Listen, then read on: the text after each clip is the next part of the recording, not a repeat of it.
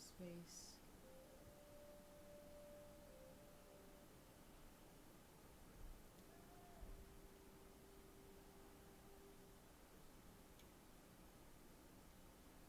And prepare some tea if you're able to.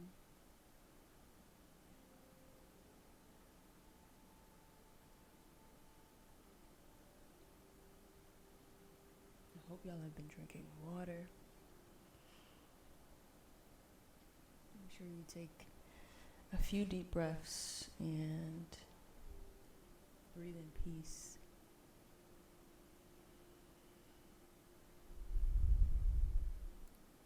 Exhale fear.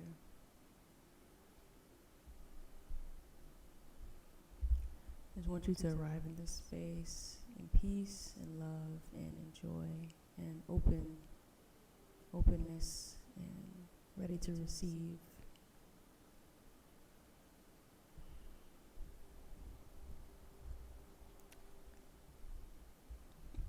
I want to welcome you with open arms back to the show. Thank you so much for arriving here in space and community.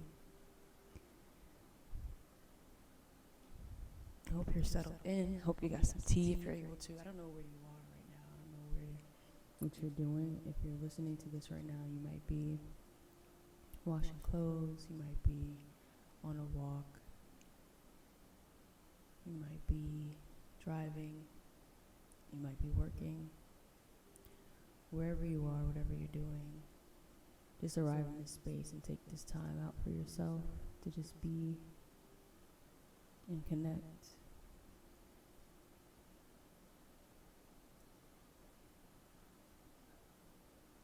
I'm happy that you joined me today, and I hope that you've been well, friend. I know it's been a while since we have spoken to each other, but I hope that you have been well. I hope that you have been in high spirits and high energy. I hope that everything you've been manifesting for yourself has been coming to fruition and more.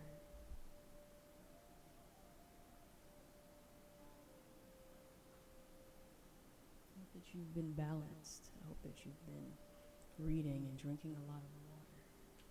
I hope that you've been drinking water.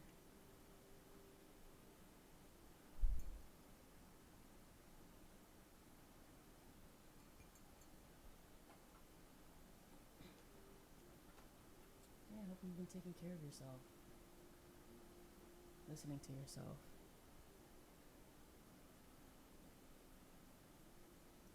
And I hope that you have been reminded of love, of kindness. As we're turning into colder temperatures and colder time of the year, I hope that you've been feeling warm. I hope that you've been feeling warmth and turning inward into yourself and finding that to be a really sacred, healthy space. I hope that you actually have been turning inward to yourself and seeing things that you want to improve in terms of growth. Seeing things that make you feel like growth is possible.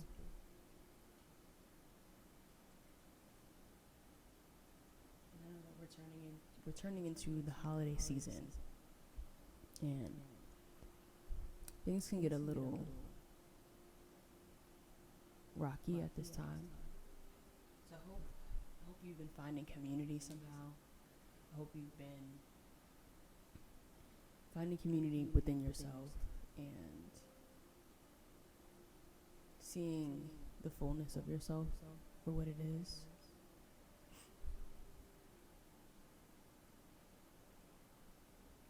But how have y'all been doing?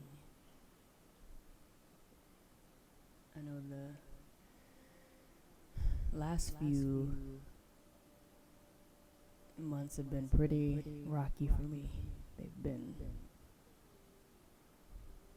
pretty energetic and pretty hectic, a little chaotic. But to me, that always signifies that something powerful is coming to life.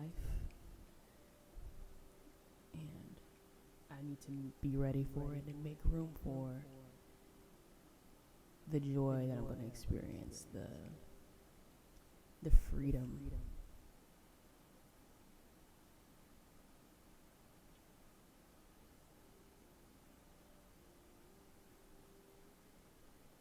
I hope it's been easeful for y'all, and I hope that you see the lessons in whatever you're going through, whatever part of your journey that you're walking in. I hope that you are able to tap into your emotions and tap into your ability to feel, your ability to sense, and your ability to know. And I hope that you're vibrating at a high frequency right now, because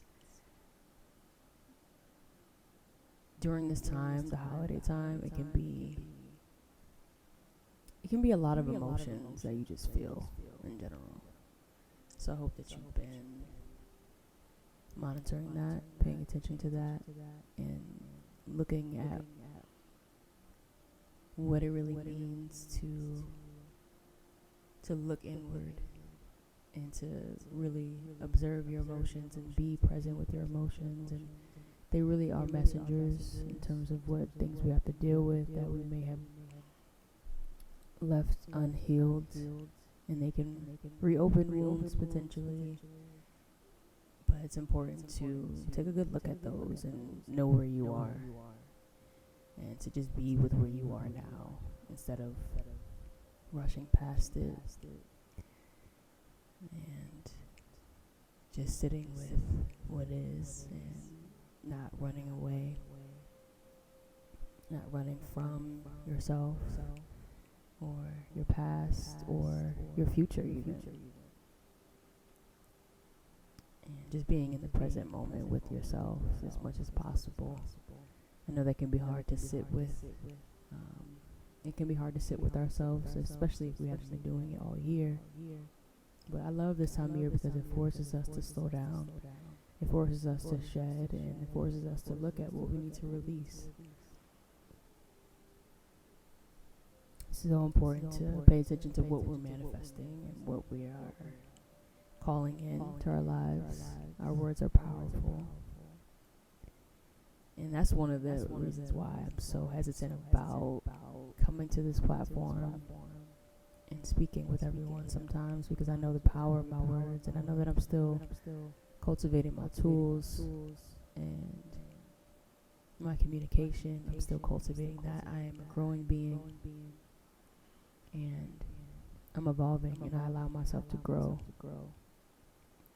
I allow myself to be where I'm at, and honor myself at the point in which I'm at, and honor myself for where I was before, and honoring the tools I had then and what I was able to do in those moments. And I know that I'll continue to develop tools. I'll continue to grow. I allow myself to grow, and this is a space to grow and heal. And I'm just happy that I can share space with people who are doing the same and don't expect perfection or expect me to be in a box. And you just come here and you arrive and you just allow. And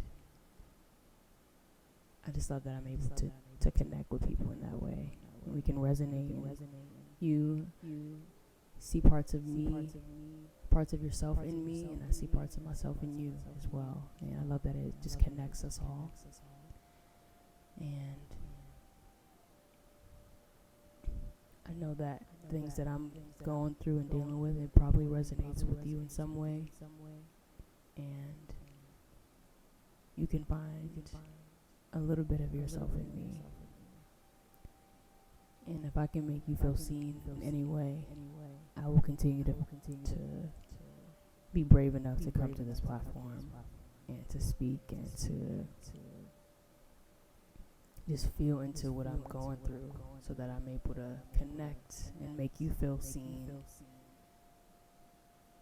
And I'm happy that I'm able to do that. I'm happy that I'm a blessing to be able to do that. So we're going to get into a lot of interesting topics today, but I do just want to kind of ease into the space. I don't want to rush right now. I'm working on that, of allowing and just sitting in things and just observing and not wanting to run away so fast. I'm like a child. I just want to run, get going, get to the next thing. But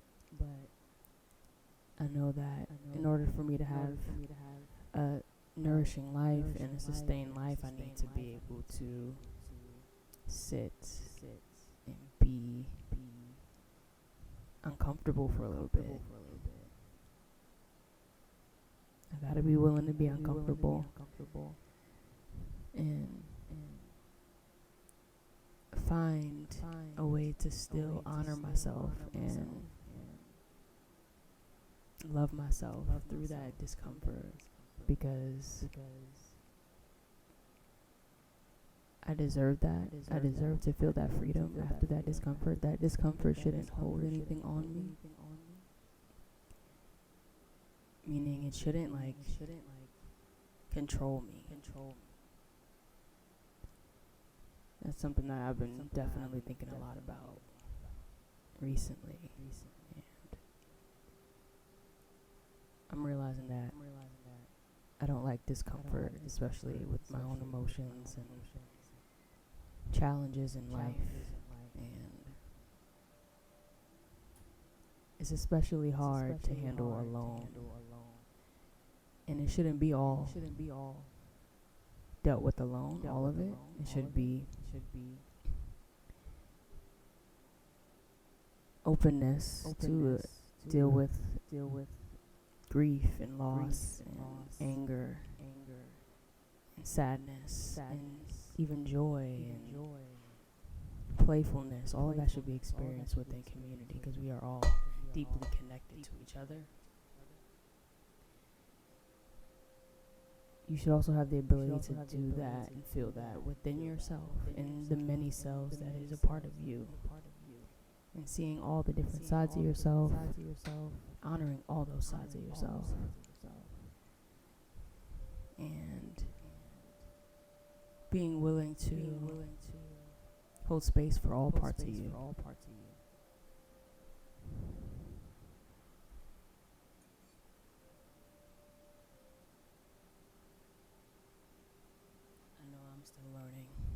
I'm still learning how to do that. I'm still building up my tools and my arsenal. And I'm not perfect. And I give myself grace.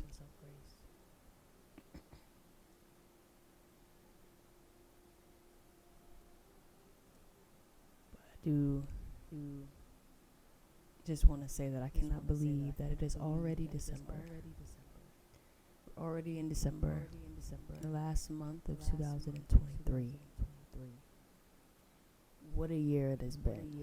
I cannot believe that I have been in this apartment since March. And it's my lease renewal is coming up already. How is that possible? I feel like I just moved in here. Maybe it feels like I've been here for maybe 4 months. I don't really feel that settled in here, and that may be just because like it's a lot. There's layers to that, but I didn't really get that settled in here, and I'm learning that it takes time to like build up your space and make it art and make it something livable and like comfortable to be in, and finding furniture and all of that.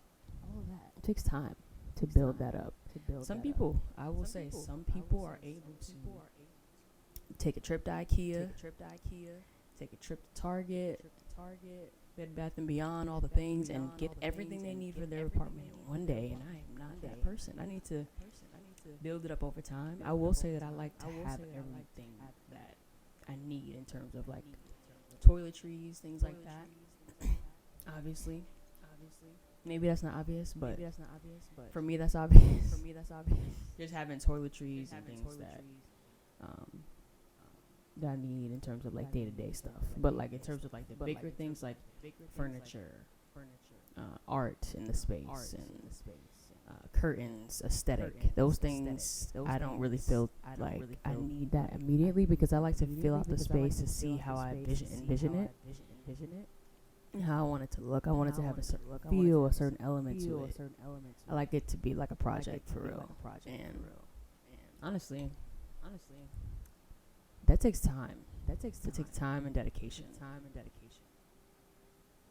So I just need to be able to sit in my space for a little bit, look at what I want to make it, then build that up.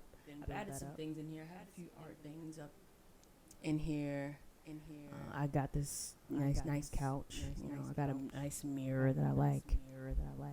So I have some elements and some like pieces that I really appreciate about it. But it's still definitely not the full thing of what it could be. And it's already time to renew my lease. And I'm gonna be moving soon. I never really felt that settled in here. But I am gonna try to make the best out of these last 3 months. And I have 3 months left. 3 months left. And that is a good chunk of time. So I still have some time left. But it just feels like, wow, I've already been here for 9 months. So, but I've had really great moments in here where I felt really centered in here, and I've made my home as my sacred space, and I've made it that. I've made it sacred to be here. But still so much I can do in here, and I'm just looking forward to being able to do that in the last few months that I have left. Well, we'll see. We'll see what happens, child. I don't know what's going to happen. How do y'all design y'all apartments? Like, what do y'all do? Like, do y'all set up like Pinterest boards? Like, what do you do? Like, what's the step? What's the process? What does that look like for y'all? I'm so curious. So I feel like having support definitely helps. But if you just by yourself, you just don't know. You know, I feel like you gotta muster up a lot of energy. That gotta probably already be in you to kind of just handle things like that by yourself. I kind of want it that way because I never really had that growing up. I never had my own space like that. I've always lived with other people, and I like this. I like having my own space that I can design for me personally. But I also I love hosting as well. Like, I'm a host. I love having people over. Obviously, people are gonna come into my space. But it's like I want to make sure that it feels like me at the same time. Like, I want it to be a reflection of me and a reflection of my growth, and also feel grounded and peaceful and joyful. All of that. So it's a process. That I'm learning. But I've done this a few times. And I'm still not at a place where I have like things that fit and go together, and it has a look and it has a certain like taste to it. I really want to get to that point where I can like design my entire space. But honestly, I've been moving so much, I haven't even really had the time or the energy to do that. I just be moving a lot. Being uprooted takes a lot of that energy away from you to want to really design, put your house together. I am tired. I don't think I've been in a consistent place for more than, obviously, like, since I've been a child. I'm only 29 now, but since I've been a child, I haven't lived anywhere for more than like 5 years. So I'm always being uprooted. Something's always changing. Something always shifts and moves and things happen. So never really get that comfortable. And I want to be able to have a space where I'm grounded in and rooted in. And I'm able to make my spaces a home, to make it sacred and comfortable. So I appreciate that. I'm grateful for my space, and I just wish I had more energy to really make it more than what it could be.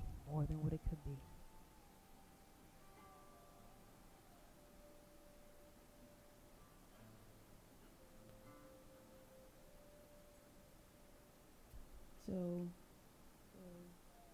my life has been in shambles, I can say, for the last month or two, maybe the last 3 months.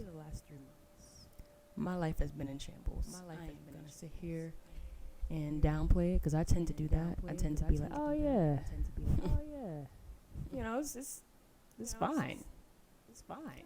You know, everything will work itself out, and that is great optimism to have. I will honestly say that my ability to be optimistic is top tier, and it is very helpful. It is, but at the same time, there needs to be balance, and my optimism, and also just being in what I'm going through, and like really like allowing myself to feel the feelings of what those things bring, like being laid off. I was laid off in September,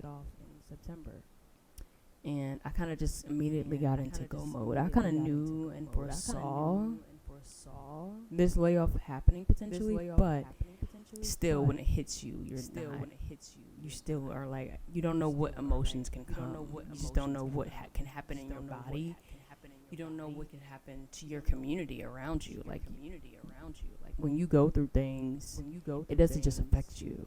And I'm so independently thinking. I'm such an independent thinker, and a person who loves community, and I love you know, like the fact that I'm interconnected with everyone, and I'm able to have a community, and I can pretty much relate to my community. I still feel independent in how I move and how I live my life. Does that make sense? So I feel really independent and interdependent at the same time. I understand that if I'm suffering in some way, that my suffering is my community's suffering. And sometimes I forget that. Like sometimes I don't. I just be in like, I gotta do this, I gotta do this, I gotta do this. And just always just doing inner work, and doing things for myself that help me to heal, so that I am better for my community, and I am better for myself. That I forget that even the unhealed parts of me, or even when there's new wounds that I experience, that still affects my community, because this is a space where we all heal together. And once we are able to heal ourselves, we're able to heal everything around us, and we spread love, and we spread healing. You know, healed people, and you know, I truly believe that the more that I'm able to heal, the more I uplift everything around me. And the same thing goes opposite way. But I never really took time to understand that new wounds still affect my community too. So if I'm experiencing some type of crisis, people genuinely feel, they feel what I feel, you know? They are me, I am them. So I don't think I've felt that outside of family before, in terms of my relatives, I would say. Right? So my relatives have felt that, because those are the people that that's the family I was born into. However, now that I'm cultivating family outside of my relatives and my bloodline, I'm still collecting all of the elements of family together, like community coping, community grieving, community healing, things like that. Where one person shouldn't be isolated, and one person can still be held in community, where I'm used to just handling things by myself, and I got it. I'm the oldest sibling. Excuse me. I'm the oldest sibling. I've kind of always been able to handle emotional things for myself. Like I've never really needed to talk with anyone about emotional stuff. That's kind of like, I'm naturally able to heal myself. And yeah, just make myself feel the best that I need to. But allowing other people to do that for me has never really sat well with me. I kind of like to have that freedom and that autonomy, I guess. But it is something that community is kind of craving for me, that I'm noticing too, to be able to just pour into me. And so I'm allowing that now, and I'm allowing the balance of being independent and also receiving support, receiving love, receiving appreciation, receiving recognition. I've always dreamed of being seen and heard, and all the things that I've dreamed about that my inner child wasn't able to receive. Quick side note: I did an inner child meditation, and it was done by Londrell. If you haven't heard of Londrell, please check out Londrell. Phenomenal healer, phenomenal meditation, phenomenal experience of healing and liberation, and just affirming my inner child, that I hear them, I see them, everything that I didn't feel. It called in moments of you having to revisit moments where you didn't feel heard as a child, you didn't feel seen, and being able to give myself that love and that recognition that was really important for me, and also to receive it from my inner child too, as the adult that I am now, was really, really important for me to go through. So I encourage you to do inner child work. I don't know where you are with that, but that is something that I want to do a whole episode about that, because I think it's super important. I think it's incredibly important to do inner child work, and to really go into your inner child's world, and be with them. Yeah, it's really important. So I'm going to do an entire episode about that pretty soon. So it's deeply important. I forget what I was about to say and why I mentioned that.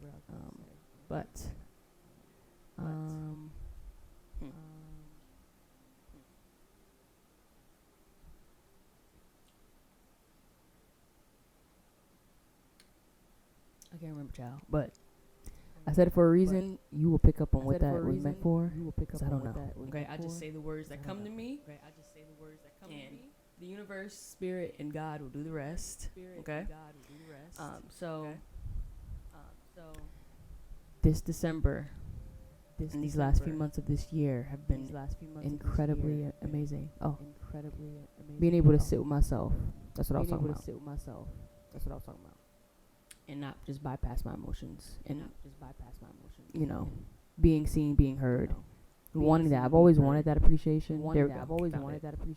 I've always wanted to be seen and kind of receive that appreciation, but I'm also trying to find the balance of like needing it too much at the same time. Like, I find myself needing to feel validated, and these are things that I have never really received from other people that I needed to feel, but I've always given it to myself. I've always made myself feel pretty loved, pretty safe, pretty heard. But from other people, I haven't really received that. So I've always kind of yearned for that in community, and so now I'm receiving it, and I don't know what to do with it. I'm like, oh. I'm like, excuse me, bless me. Now I'm receiving it from people, and I'm like, whoa, this is a real thing. And so I'm just learning how to be with myself in that, and be with the self of me that never really got that, but wanted it. But now that it's present for me to receive, being with myself in, calling it in and inviting it in and surrendering to it. That's the self that I'm moving in right now, and helping to grow and to continue to water and pour into and send loving affirmations that I deserve that, and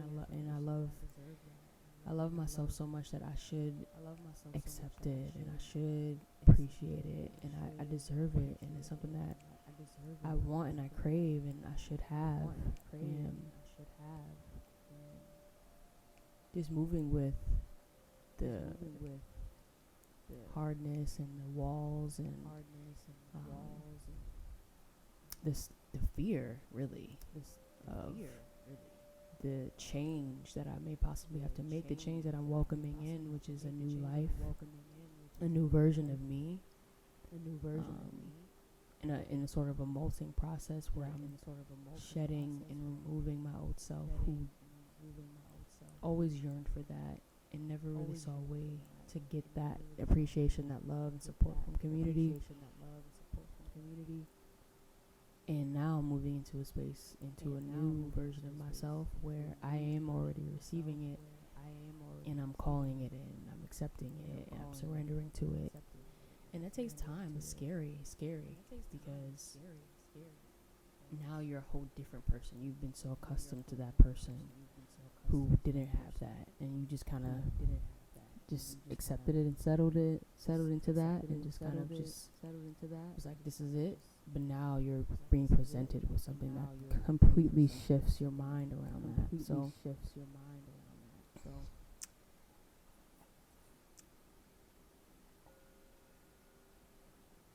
takes a lot of mental and spiritual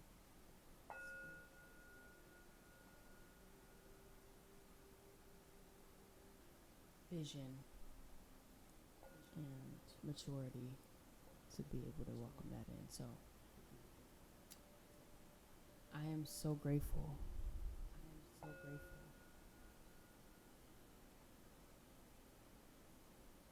I'm so grateful, and I honor myself.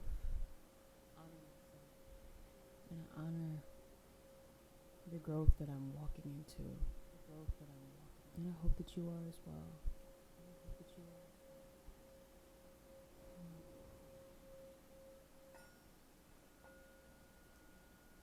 Accept your next evolution. I'm learning to accept mine. So, as I was saying before, my last, quarter of 2023 has been interesting. I got into a car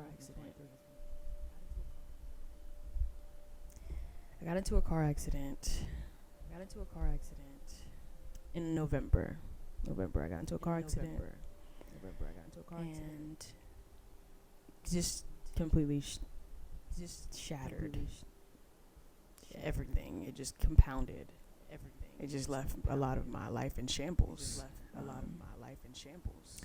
So I didn't have the ability to really afford. I could have afforded it, but I didn't really give myself time to budget and plan to afford. Just the ability to have insurance that covers collisions, because I just had liability insurance. So when I got to this accident, I wasn't able to get a rental because this was a 4-car accident. Wasn't enough money to go around, yada yada yada, all this insurance jargon and lawyer stuff and whatever, legal. So I had to wait a month to even hear back about what is going to happen with my car. So I was just, and up until now, this happened November, it's December now, I still don't have a car. Insurance is I know, it's wild. It's insane. I know. It's insane. Insurance is just giving me the runaround. We're still waiting on this. We're still waiting on that. We gotta do this. We gotta do that. Blah blah blah. So I'm waiting. Still not hearing anything. Calling, giving me the runaround still. And so finally, we got an estimate that my car is totaled. Finally, we kind of know where we're at a little bit. So now we can move forward with getting a new car and things like that. So it took me a month though. I have been moving and existing in Atlanta which is not pedestrian friendly, or the public transportation is not that great. I've been having to move and operate in Atlanta without a car for the last month, and it's been difficult because I've had to go get things that I need. I need to go find resources. I need to go get food. I need to go have fun and live a social life and try to like escape a little bit what's going on in my world right now. Like I don't want to think about it too long because I'm gonna just break down. It's a lot. But I will say that my partner is amazing. They definitely held me down, kept me very grounded, and I felt really safe. My root chakra was definitely jolted because I was not sure what was gonna happen with me. As a physical, in the physical sense of my life, I don't know what's gonna happen. I don't know what's gonna happen with housing now. I can't work. I just got laid off, and I don't have a car. And I was working, but it required travel, like really far. I had to drive there for work. So I can't drive to my job now, so I lost my job. My other job that I got after I got laid off, which was supporting me. And now I don't have any work now. Now I'm just sitting. Now I'm just like waiting for things to happen. I'm just waiting for this new job that I found, but I don't know when it's going to start. So I'm just like, okay. And just figuring things out and just sitting with the fact that this is a lot. This is a lot on my plate. This is a whole lot. Like, crazy. No job, no car. And then now potentially losing housing because no job, no car. So, no car, no job, basically. So it's like, the weight of capitalism was just on my neck, and just dealing with also community stuff, dealing with also just grieving my old job and grieving my car and having transportation so easily and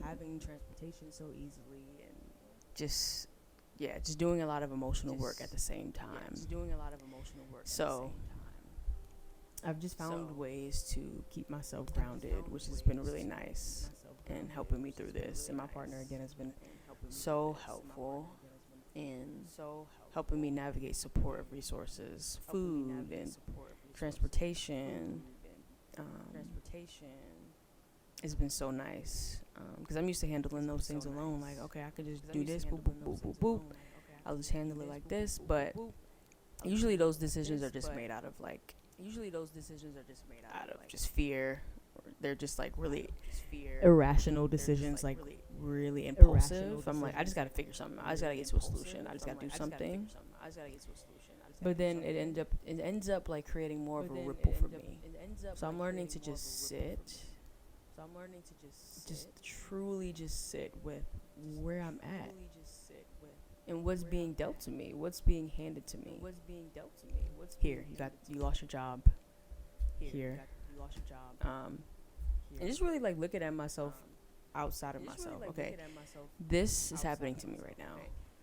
I don't have a job right now. Okay, I don't have a car right now. Okay,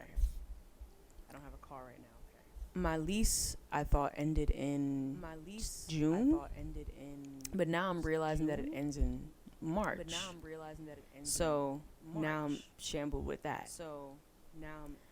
And because I haven't been working for like essentially like 2 months, October, November, and now just getting my job in December, I haven't had any income to pay for rent. So what's gonna happen with that? So much uncertainty, so much ambiguity, just not knowing what to do with these decisions. Like, how do I handle this? Like, what do I do? And capitalism is just like, figure the fuck out. We don't care. And the weight of capitalism is so tough. And the way that we have to grieve and move emotionally in capitalism is very, very difficult. I remember working at Waffle House before, and I had lost my grandmother. This is around 2018 or 2019. This is around 2018. And I had to go to New York to handle the arrangements. And the way that they handled my bereavement was just so eye-opening to me. And just being reminded that they don't care. No one cares. Just being reminded that they don't care. No one cares. You just have to keep moving. And the way that they just force loss, they force destruction, and the way that they don't allow you to grieve any of it. Is very disruptive and very, very, very hard to move in. Very. It's so much pain that comes with even capitalism, the weight of it. And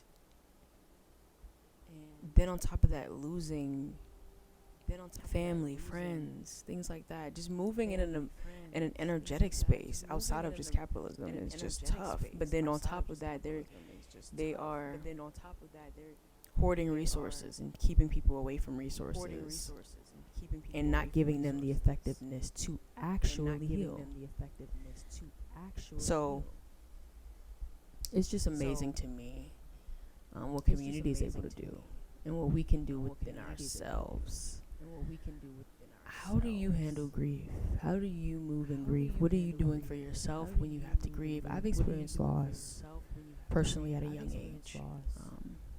I lost my parents when I was 9 and 10 years old, so I have experienced grief from a young age. I think I lost my aunt earlier than that, if I can remember. So I've experienced a lot of grief. And I think I have grown this unfortunate numbness to it, or I can handle it. I don't know if it's numbness or resilience, because I feel it. Like, actually, I I don't allow myself to grieve as much as I should, probably. And I'm learning what that looks like for me now. Like, I feel like I handled it differently at different points in my life. I've always had community around me to kind of hold grief for me. You know, my parents died. My family in New York held me really tight. And now that I'm an adult and I'm kind of like on my own supporting myself, the way that grief shows up is a little different. When you're a kid versus when you're an adult. And how you have to handle it is a lot different because you're more sustainable on your own now. So I don't know if I was really that equipped to handle grief by myself. And I don't think you're not supposed to, obviously. No one's supposed to handle grief alone. But just in adulthood more so is what I'm thinking about. It's like, how do you handle grief in adulthood? And how do you just handle grief in general? You know, you mostly handle it in community.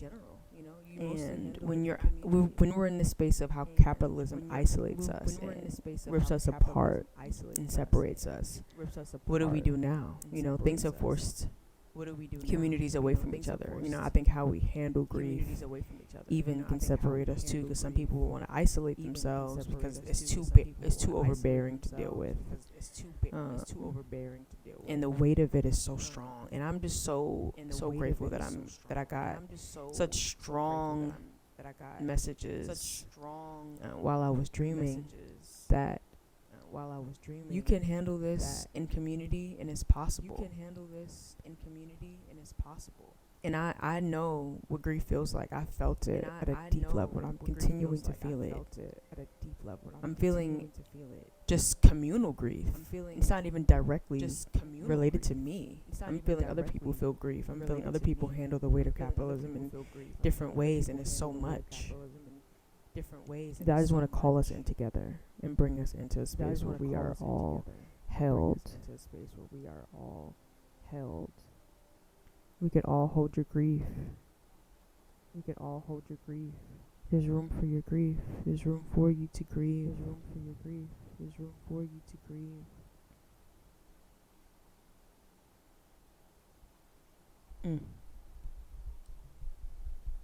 So I just want continue to give tools and support. Please reach out if you need support with grief, and just face your grief and just sit with it. Please sit with your grief. I'm learning how to do that too. I'm learning how to sit with my grief. I'm learning that I can't just keep jumping and moving and distracting myself from my own grief. I have to feel it. I have to sit with it and honor it. It's so important. And even if I can't do it alone, I need to find a way to release it and to also just move in it and just even acknowledge it. Just acknowledge that I'm feeling grief right now. I feel grief on so many ways and so many levels. It might be because I have like a lot of Scorpion in my chart, so like there's a lot of connection to the underworld and death to me. So it can be a place of fear, or it can be a place of like opportunity. And I think the way that capitalism moves around it, it's very fearful. It can be such a beautiful thing, but the way that it's moved here is so destructive. The way that death is monetized is so destructive. It's so destructive. But I just want to talk about it spiritually and emotionally and energetically for a second, because that's really what I feel like my gift is, and what I get messages to speak on about, and I'm supposed to do it. So spirit is letting me know that there are tools that you can use to handle your grief, right? So the earth is such an important tool to handle grief, right? So when we think of grief and loss, we think of no longer having that thing.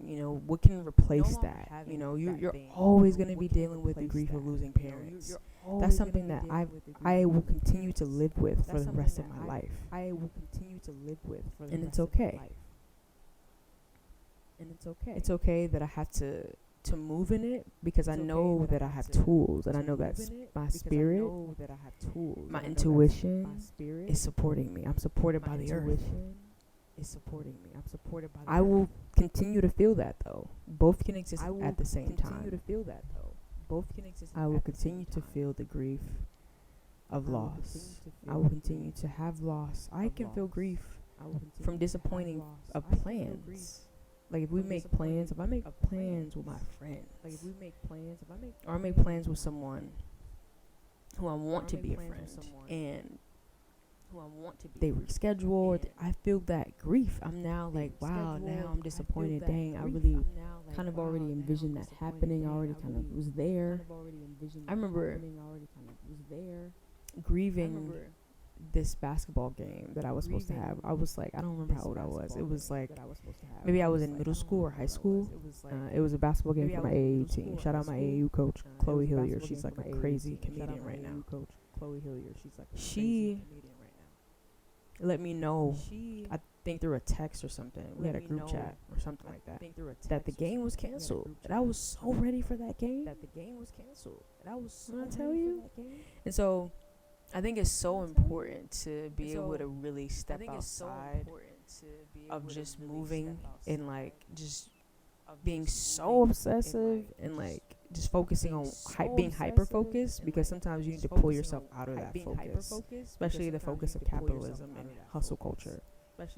You have to pull yourself out of that and just be, and just not be so focused on, I gotta get to this, I gotta get to that, and getting to a place, because that's where capitalism just wants you to be, in this constant influx of fuckery and just turmoil and moving so fast that you don't even get a chance to even come home to yourself. So do that for you. Come home to you. As often as possible. Be at home. Make it a sacred space. Make sure that you clean up your home, which is your internal self, your body, your spirit. Make sure you are at home and at peace within yourself.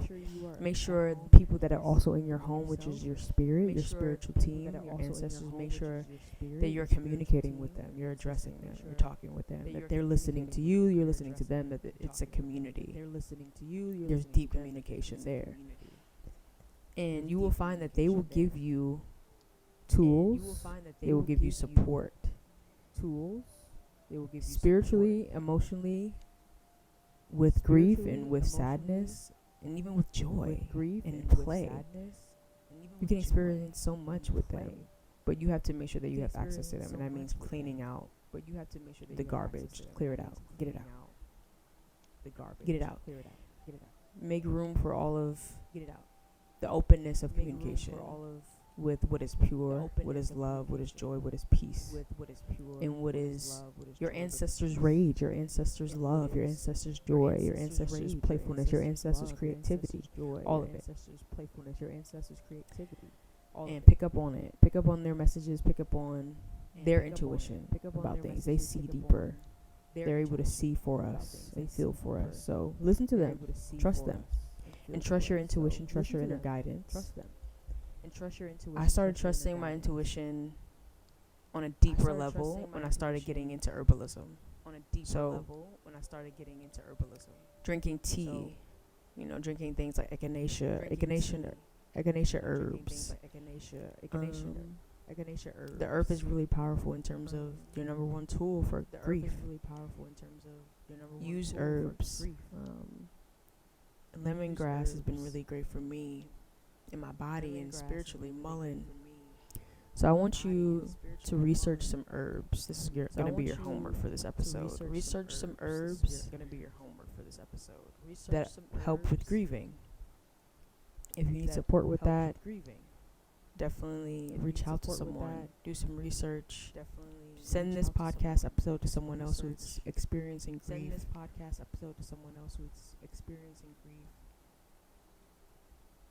Who's experiencing loss. And just give them a token of hope, a token of love, a token of power, joy, and healing. And maybe you can talk with them about herbs that resonate with them, and you can talk to them about herbs that resonate with you. Just discuss herbs and the earth and how the earth helps you to heal and get through grief, specifically grief. I have to do my own research on that too. That's something that I'm going to be doing. So if I hear about anything, I will definitely mention them on the next episode. But the earth is so important in keeping us grounded and having a focus of creating new life. Whether that's through art, play, dancing, create new life, because you have the power to create new life. And that new life will never replace what you lost. But it will give you hope in a space to pour the energy of grief into a new vessel, something that can be reborn. Give that grief some honor and create new life. Use your creativity. Create something magical. And create new life.